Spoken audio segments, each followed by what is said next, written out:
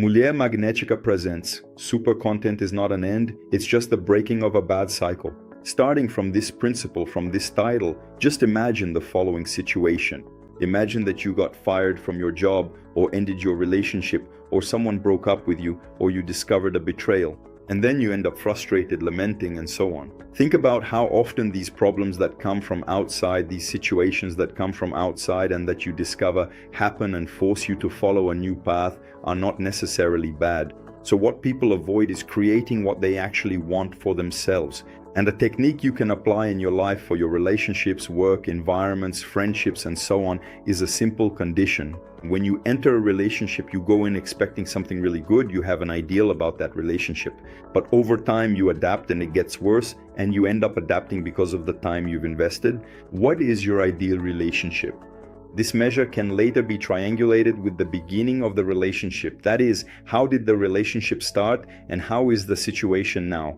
This comparison between the ideal, the beginning of the relationship, and how the relationship is now is already a clear way for someone to realize how much they've adapted to that bad situation, and that if they stay in it, things are likely to get even worse. And sometimes it's not an ending, it's just the breaking of a bad cycle. We keep going and going until something happens.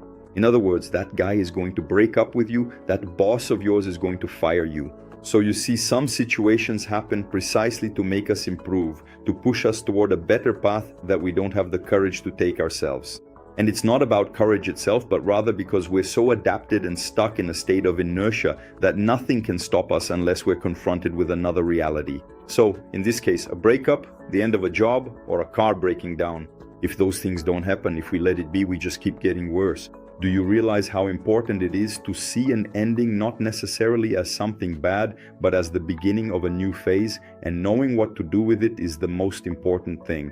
And even more important is to understand whether you really need to let things reach an end before you make your decisions and move forward. Or can you realize right now where you are, where you started from, and what your ideal is, so you can start improving and seek something that will truly make you happy?